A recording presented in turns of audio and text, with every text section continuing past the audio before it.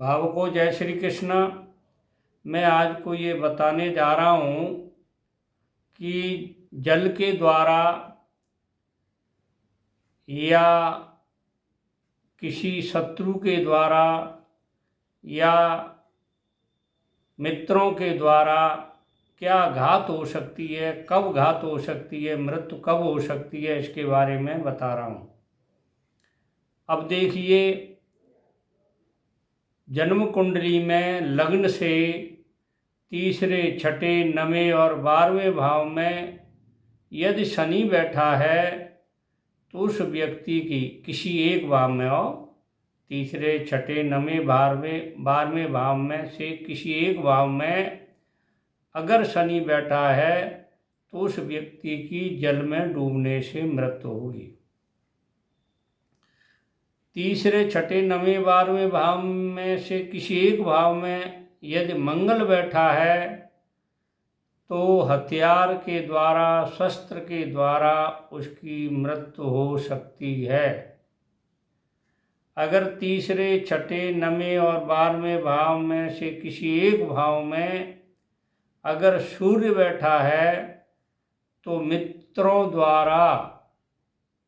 मित्रजनों द्वारा घात करके उस आदमी की मृत्यु कर सकते हैं। अगर तीसरे, छठे, नवें, 12वें भाव में यदि राहु बैठा है तो वह व्यक्ति पराक्रम करते हुए अपने शरीर को छोड़ता है। अब देखिए, इन स्थितियों में, इन भावों में, तीसरे, छठे, नवें भाव, 12वें भाव में शनि बैठा हो, सूर्य बैठा हो, मंगल बैठा हो, राहु बैठा हो, तो इसका निवारण कैसे होगा इसके बारे में बता रहा हूँ। देखिए, इनका सब चीज़ों के निवारण है, इलाज है सब चीज़ों के। ऐसी अगर स्थिति है तो आप घर में शांति पूजा कराएं, शांति पाठ कराएं, स्वस्ति वाचन, होम, यज्ञ, हवन कराएं और ब्राह्मणों की सेवा करें और देवों की प्रार्थना करें। महामृत्युंजय मंत्र का जप करें, इससे आपका बचाव होगा। एक चीज और बताऊं मैं आपको, अगर इन्हीं भावों में तीसरे, छठे, नवें और 12वें भाव में कोई ग्रह अपने ही घर में बैठा हो, स्वक्षेत्री बोलते हैं उसको,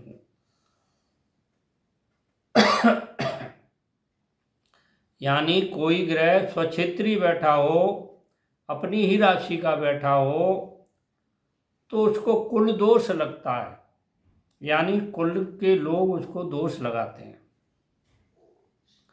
अगर बिना अपने क्षेत्र का बैठा हो, पर क्षेत्रीय बैठा हो, दूसरे घर में बैठा हो, तो दूसरों के द्वारा उसको कष्ट दिया जाता है, दूसरे लोगों के द्वारा कष्ट होता है उसको।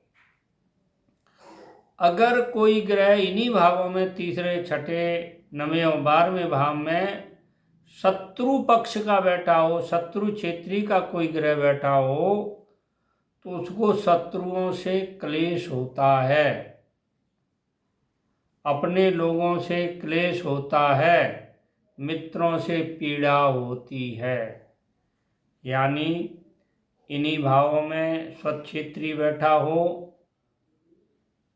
तो अपने कुल के लोगों से कष्ट होता है, पर क्षेत्रीय बैठा हो तो दूसरे लोगों से कष्ट होता है, और शत्रु क्षेत्रीय बैठा हो तो शत्रुओं से कष्ट होता है, मित्रजनों से कष्ट होता है, अपने लोगों से कष्ट होता है।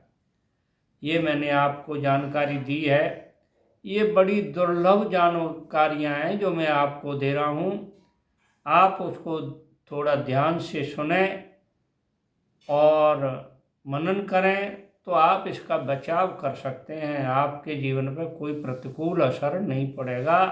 जैसे मैंने पहले ही बताया है कि शांति पाठ कराएं, ब्राह्मणों की सेवा करें और देवों की अर्चना करें